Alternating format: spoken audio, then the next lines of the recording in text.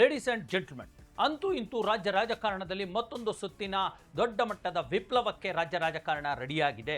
ಇವತ್ತು ಮುಖ್ಯಮಂತ್ರಿ ಸಿದ್ದರಾಮಯ್ಯನವರು ಎಲ್ಲ ಶಾಸಕರನ್ನ ತಮ್ಮ ಸುಪರ್ತಿಗೆ ತೆಗೆದುಕೊಳ್ಳಲಿಕ್ಕೆ ಕಬಂದ ಬಾಹುಗಳಲ್ಲಿ ಅವರನ್ನ ಸೆಳೆದುಕೊಳ್ಳಲಿಕ್ಕೆ ಪ್ಲಾನ್ ಮಾಡಿ, ಅದರಲ್ಲೂ ಡಿ ಕೆ ಶಿವಕುಮಾರ್ ಕರೆದಿದ್ದ ಡಿನ್ನರ್ ಮೀಟಿಂಗಿಂತ ಒಂದು ದಿನ ಮುಂಚೆನೇ ಸಿದ್ದರಾಮಯ್ಯ ಅಂಡ್ ಟೀಮ್ ಈ ಡಿನ್ನರ್ ಮೀಟಿಂಗನ್ನು ಒಂದು ಆಯೋಜನೆ ಮಾಡಿ ಶಾಸಕರನ್ನ ತಮ್ಮ ಬಳಿಗೆ ಸೆಳೆದುಕೊಳ್ಳೋದಕ್ಕೆ ಪ್ರಯತ್ನ ಪಡ್ತಿದ್ದಾರೆ ಅಲ್ವಾ.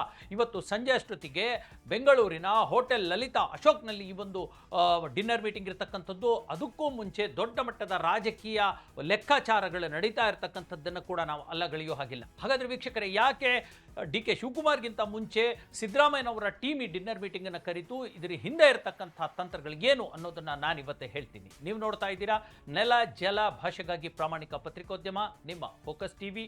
ಇದು ಎಕ್ಸ್ಪ್ಲೈನರ್. ನಾನು ಹಬೀಬ್ ದಂಡಿ.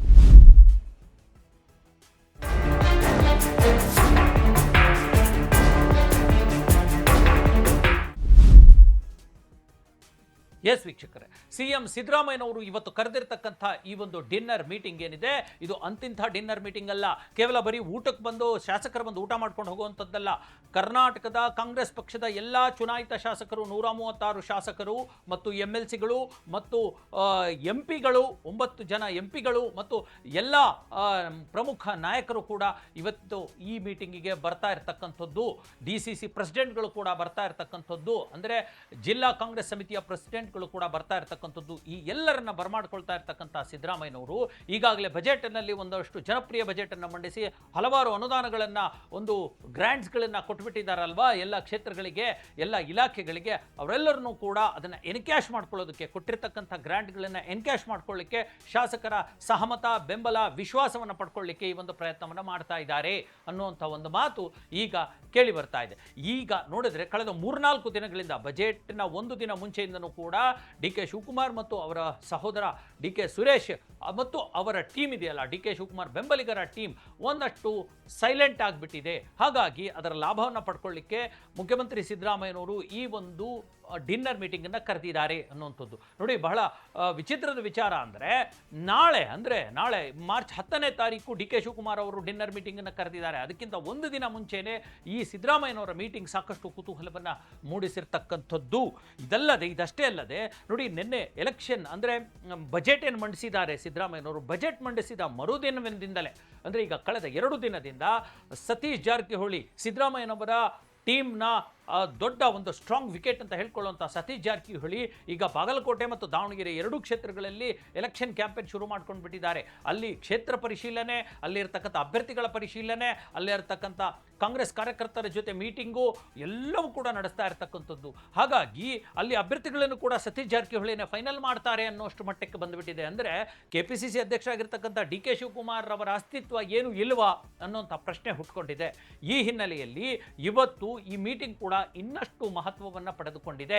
ಹಾಗಾದರೆ ಏನು ವಿಚಾರಗಳು ಇವತ್ತು ಚರ್ಚೆ ಆಗುವುದು ಮತ್ತು ಇದರ ಹಿಂದಿರತಕ್ಕಂಥ ರಾಜಕಾರಣ ಏನು ಅನ್ನುವಂಥದ್ದು ಕೂಡ ಬಹಳ ಪ್ರಮುಖವಾಗಿ ನಾವು ಎಣಿಸೋದಾದರೆ, ಮೊದಲನೇದಾಗಿ ಇವತ್ತಿನ ಈ ಡಿನ್ನರ್ ಮೀಟಿಂಗಲ್ಲಿ ಅಸಮಾಧಾನಿತ ಶಾಸಕರ ವಿಶ್ವಾಸ ಗಳಿಸಲು ಕೂಡ ತಂತ್ರ ಮಾಡಲಾಗ್ತಾ ಇದೆ. ಅಸಮಾಧಾನಿತ ಶಾಸಕರನ್ನು ಅವರು ವಾಪಸ್ ತೆಗೆದುಕೊಳ್ತಾರೆ, ಅವರನ್ನು ಕೂಡ ಮನವೊಲಿಸುವಂಥ ಕೆಲಸವನ್ನು ಕೂಡ ಮಾಡ್ತಾರೆ ಅನ್ನುವಂಥದ್ದು. ಹಾಗಾದರೆ ವೀಕ್ಷಕರೇ, ಈಗ ಡಿ ಕೆ ಶಿವಕುಮಾರ್ ಮತ್ತು ಅವರ ಸಹೋದರ ಡಿ ಕೆ ಸುರೇಶ್ ಅವರ ಒಂದು ಚಾಣಾಕ್ಷ ತಂತ್ರ ಏನು, ಯಾಕೆ ಸೈಲೆಂಟ್ ಆಗಿದ್ದಾರೆ, ಅವರ ಮುಂದಿನ ಯೋಚನೆ ಏನು ಅನ್ನುವಂಥ 5 ಅಂಶಗಳನ್ನು ನಾನು ನಿಮಗೆ ಹೇಳ್ತೀನಿ. ಮೊದಲನೇದಾಗಿ, ಏನು ಅಸಮಾಧಾನಿತ ಶಾಸಕರ ವಿಶ್ವಾಸ ಗಳಿಸಲು ಅವರು ತಂತ್ರವನ್ನು ಮಾಡ್ತಾ ಇದ್ದಾರೆ ಅನ್ನುವಂಥದ್ದು. ಈಗಾಗಲೇ ಭರ್ಜರಿ ಬಜೆಟನ್ನು ಕೊಟ್ಟಿರ್ತಕ್ಕಂಥ ಸಿದ್ದರಾಮಯ್ಯನವರ ಪರವಾಲಿರ್ತಕ್ಕಂಥ ಶಾಸಕರನ್ನು ಕೂಡ ಸೆಳೆದುಕೊಳ್ಳುವಂಥ ಕೆಲಸವನ್ನು ಮಾಡ್ತಿದ್ದಾರೆ ಅನ್ನುವಂಥದ್ದು ಒಂದು. ಜೊತೆಗೆ ಶತಾಯಗತಾಯ ಬಾಗಲಕೋಟೆ ಮತ್ತು ದಾವಣಗೆರೆ ಬೈ ಎಲೆಕ್ಷನ್ನ ಗೆದ್ದು ಡಿ ಕೆ ಶಿವಕುಮಾರ್ ತಮ್ಮ ಶಕ್ತಿ ಪ್ರದರ್ಶನವನ್ನು, ಅಂದರೆ ತಾವು ಟ್ರಬಲ್ ಶೂಟರ್, ನಾವು ಯಾವ ಎಲೆಕ್ಷನ್ ಬೇಕಿದ್ರೆ ಗೆಲ್ಲಿಸ್ಕೊಂಡು ಬರ್ತೀನಿ ಅನ್ನುವಂಥದ್ದನ್ನು ಹೈಕಮಾಂಡ್ಗೆ ಸಾಬೀತು ಮಾಡುವಂಥದ್ದು ಅವರ 2ನೇ ತಂತ್ರ.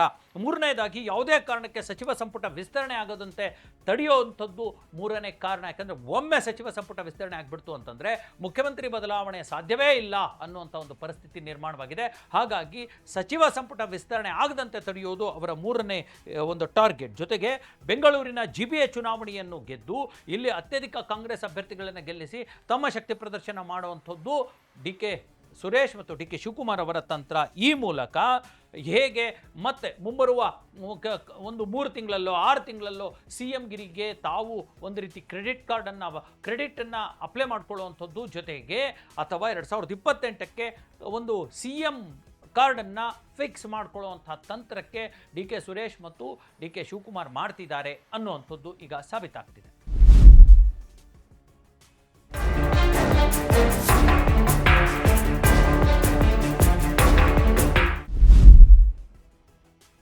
ಎಸ್ ವೀಕ್ಷಕರೇ, ಇದಾಗಿತ್ತು ಇವತ್ತಿನ ಎಕ್ಸ್ಪ್ಲೇನರ್. ಹೇಗೆ ಸಿದ್ದರಾಮಯ್ಯನವರ ಬಜೆಟ್ ಮತ್ತು ಸಿದ್ದರಾಮಯ್ಯನವರ ತಂತ್ರಕ್ಕೆ ಸದ್ಯಕ್ಕೆ ಒಂದು ರೀತಿ ಶಾಂತಿ ಮಂತ್ರ ಜಪಿಸ್ತಾ ಇರ್ತಕ್ಕಂಥ, ಕದನ ವಿರಾಮವನ್ನು ಘೋಷಿಸಿರ್ತಕ್ಕಂಥ ಡಿ ಕೆ ಬ್ರದರ್ಸ್ ತಾವು ತಮ್ಮದೇ ಆಗಿರ್ತಕ್ಕಂಥ ಗುಪ್ತ ಕಾರ್ಯಾಚರಣೆಗಳನ್ನು ಮಾಡೋದ್ರ ಮೂಲಕ ಇನ್ನಷ್ಟು ಬಲಿಷ್ಠವಾಗಲಿಕ್ಕೆ ಹೊರಟಿದ್ದಾರೆ ಅನ್ನುವಂಥದ್ದು ಈ ಮೂಲಕ ಸಾಬೀತಾಗ್ತಾ ಇದೆ. ಅದರ ಒಳಮರ್ಮಗಳನ್ನು, ಒಳಸುಳಿಗಳನ್ನು ನಾನು ನಿಮಗೆ ಹೇಳಿದ್ದೀನಿ. ಮುಂದಿನ ಮತ್ತೊಂದು ವಿಚಾರದೊಂದಿಗೆ ಮತ್ತೆ ನಿಮ್ಮ ಮುಂದೆ ಬರ್ತೀನಿ. ಅಲ್ಲಿವರೆಗೂ ನೋಡ್ತಾ ಇರಿ ನೆಲ ಜಲ ಭಾಷೆಗಾಗಿ ಪ್ರಾಮಾಣಿಕ ಪತ್ರಿಕೋದ್ಯಮ, ನಿಮ್ಮ ಫೋಕಸ್ ಟಿವಿ.